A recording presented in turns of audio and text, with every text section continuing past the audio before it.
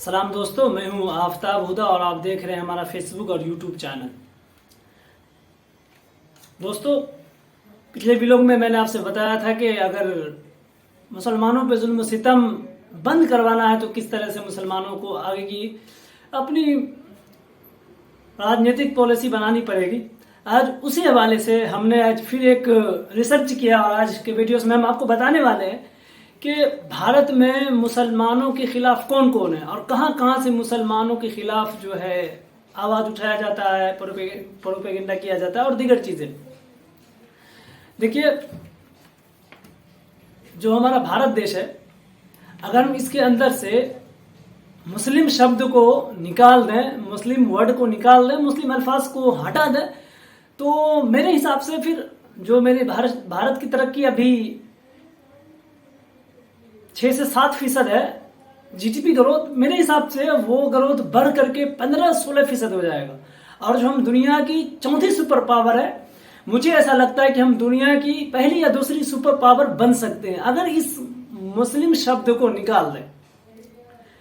आइए हम जानते हैं कि कौन कौन लोग हैं जो मुसलमानों के खिलाफ हमेशा रहते हैं। नंबर 1, सरकार। दोस्तों, सरकार किसी की भी हो,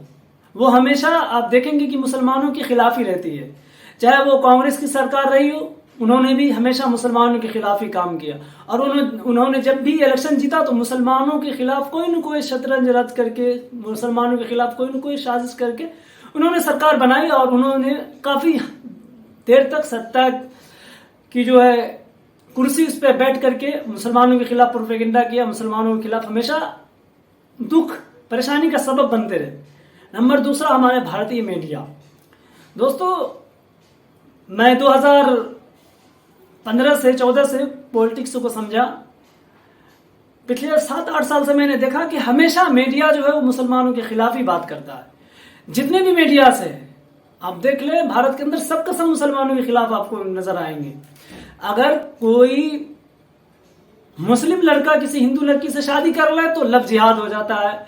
फिर जो है हिंदू धर्म खतरे में पड़ जाता है, हिंदुत्व खतरे में पड़ जाता है। और अगर कोई मुस्लिम लड़की कोई हिंदू लड़का से शादी कर ले तो कहते हैं डेमोक्रेसी, जमहूरियत या अखंड भारत, उसके ओहदा आप आ जाएं।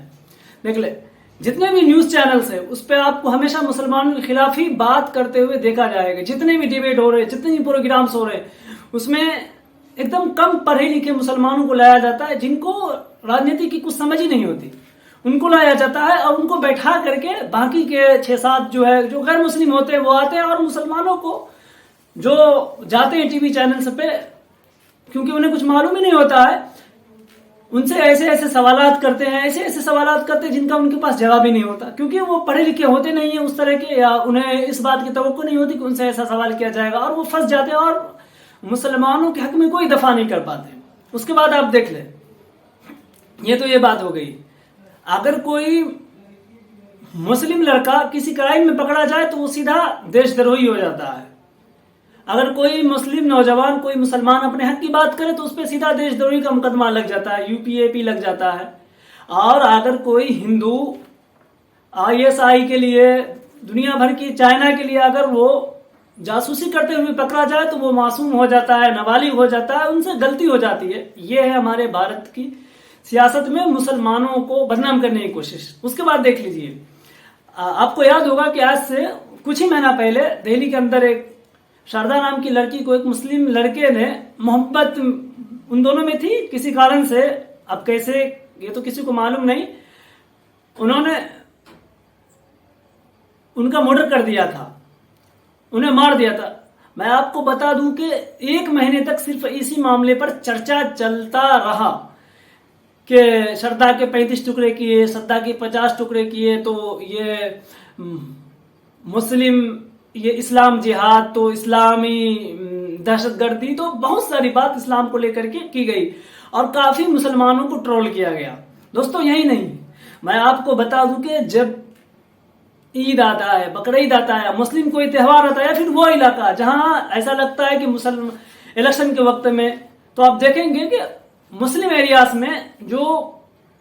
सरकार हमें सिक्योरिटी देती है, मैं आपको बता दूं कि वो सिक्योरिटी में जो भी पुलिस एहलकार तैनात होते हैं, जो भी पुलिस वाले आते हैं, जो भी लोग आते हैं, आपको बता दें कि वो क्या करते हैं, भगवा रुमाल ओढ़ करके आते हैं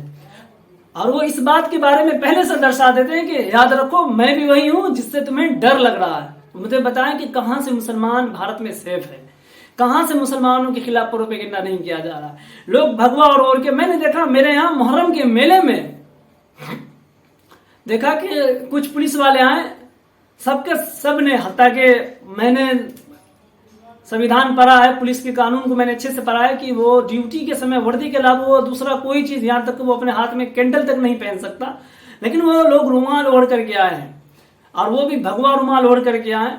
तो मैंने फौरन इस बात को नोट किया कि ये हमें हमारी हिफाजत के लिए यहाँ पे भेजे गए हैं या फिर हमें डराने के लिए भेजे गए हैं। तो देखिए इस तरह से मुस्लिम एरियाज में जो सिक्योरिटी दी जाती है इस तरह से रहते हैं। आप देख लेंगे कि मस्जिद वाले एरिया में जुमे के दिन आप देखेंगे आसपास में जो भी लोग आते जाते हैं वो ज्यादातर देखेंगे आप वो भगवा कलर के कपड़े पहन करके आएंगे और मुसलमानों के अंदर दहशत, खौफ हिरास फैलाते रहेंगे। अब आगे आ जाएगी, ये तो ये होगा। आप देखिए मुस्लिम नेताओं को किस तरह से बदनाम किया जाता है भारत के अंदर और मुसलमानों को किस तरह से डिवाइड करके रख रखा है इन मीडिया चैनल ने। अगर कोई मुस्लिम नेता बहुत ज्यादा पॉपुलर है तो मैं आपको बताऊं कि उससे ऐसे ऐसे सवालात किए जाएंगे, ऐसे ऐसे सवालात किए जाएंगे कि उनके पास उन सवालों के जवाब देना बहुत ही मुश्किल हो जाता है, फिर भी वो मजबूर होकर जवाब देते हैं। और जब वो मुस्लिम नेता जवाब दे देंगे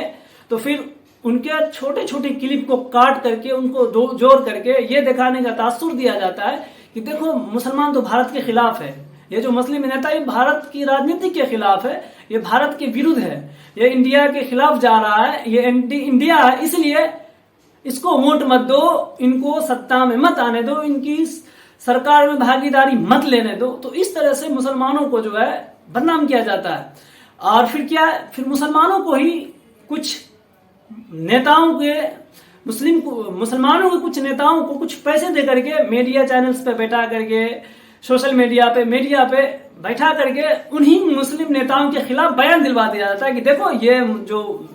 जिसको तुम अपना मसीहा लीडर समझते हो ये तो तुम्हारे ही खिलाफ बात कर रहा है, ये हिंदुस्तान के खिलाफ बात कर रहा है। और फिर क्या होता है, कम पढ़े लिखे मुसलमान जो है वो डिवाइड हो जाते हैं और अपने वोट को बर्बाद कर देते हैं सेक्युलर पार्टियों को वोट दे करके, फिर बाद में मुसलमानों को पछतावा के अलावा कुछ नहीं मिलता।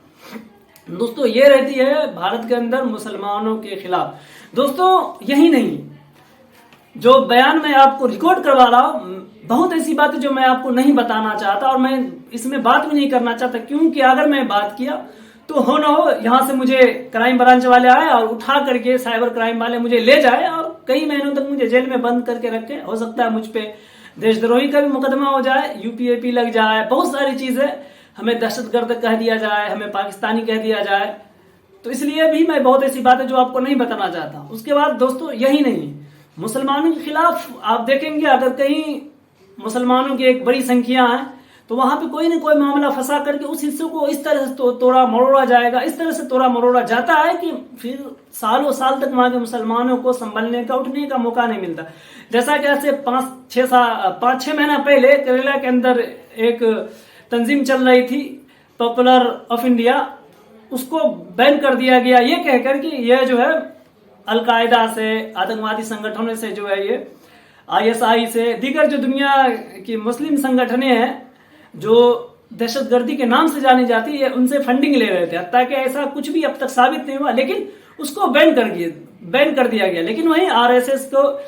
बैन नहीं किया गया, VHP को बैन नहीं किया गया, और भी दीगर जो बड़ी बड़ी तंजीमें हैं जो हिंदुत्व के लिए काम करती है, जो रोजाना मुसलमानों के खिलाफ, कभी वो बंदूक के नोक में तेल लगाने की बात करते हैं तो कभी वो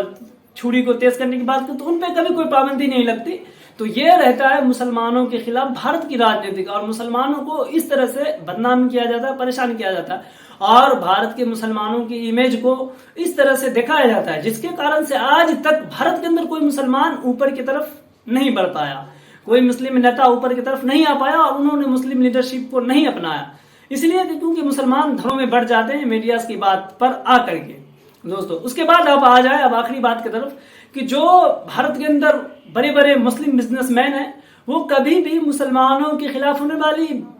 जुल्म सितम पर कोई भी बात नहीं करते। उन्हें इस बात का खौफ होता है कि कहीं उसके अकाउंट्स को, उसके बिजनेस को, उसके कंपनी को सीज न कर दिया जाए, उसके कंपनी को बंद न कर दिया जाए। इसलिए भी वो कभी भी मुसलमानों के खिलाफ होने वाले जुल्म सितम के खिलाफ नहीं बोलते। अब आप आ जाएं बॉलीवुड के अंदर, देखिए बॉलीवुड के अंदर हमारी भारतीय सिनेमा है तो इसके अंदर तकरीबन 80% जो है वो गैर मुस्लिम ही बॉलीवुड के अंदर फिल्म इंडस्ट्री के अंदर काम करते हैं। महज 15 से 20% मुस्लिम है जो एक्टर्स है, हीरोइंस है, वो काम करते हैं। उसके बावजूद भी आप देखेंगे तो जब भी कोई मुस्लिम एक्टर की कोई फिल्म आने वाली होती है तो उसके खिलाफ प्रोपेगेंडा शुरू हो जाता है, बॉयकॉट का महल उस पर लगना शुरू हो जाता है और उसको कह दिया जाता है कि ये तो पाकिस्तानी है, ये आतंकवादी है, ये मुस्लिम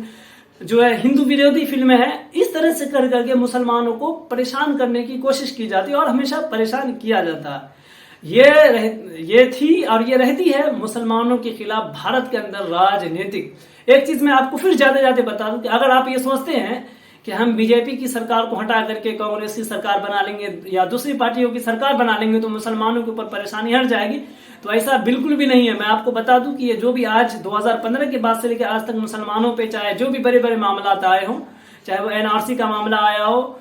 चाहे वो बाबरी मस्जिद का मामला आया हो, चाहे हाल फिलहाल के हल्द्वानी मामला आया हो, ये बीजेपी के समय का किया हुआ कुछ भी नहीं है। ये सब के सब कांग्रेस के जमाने का बनाया हुआ चिट्ठी लिस्ट है जो आज बीजेपी आकर के इस पे अमल कर रही है और मुसलमानों को परेशान कर रही है। और अगर कोई मुसलमान ये समझता है कि कांग्रेस उनके लिए फायदेमंद पार्टी है तो बिल्कुल भी नहीं है। जैसे कांग्रेस भी मुसलमानों के लिए इतनी ही खतरनाक है, इतनी ही परेशान कौन है जितना कि मौजूदा दौर में बीजेपी को मुसलमानों के खिलाफ दिखाया जाता है। तो दोस्तों ये थी कुछ अहम बातें जो मैंने आप तक रखी।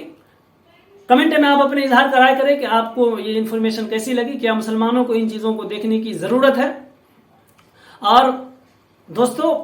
मैं बार बार आपसे रिक्वेस्ट कर रहा हूं और फिर करता हूं कि आप हमारे इस वीडियोस को लाइक करें, हमारे चैनल को सब्सक्राइब करें। फेसबुक पेज से अगर आप इस वीडियोस को देख रहे हैं तो फेसबुक पेज को फॉलो करें, दोस्तों में शेयर करें और कमेंट करके बताएं कि आपको ये वीडियोस कैसी लगी। तो अब तक के लिए इतना ही, मिलते हैं फिर अगली वीडियोस में, तब तक के लिए खुदा हाफिज।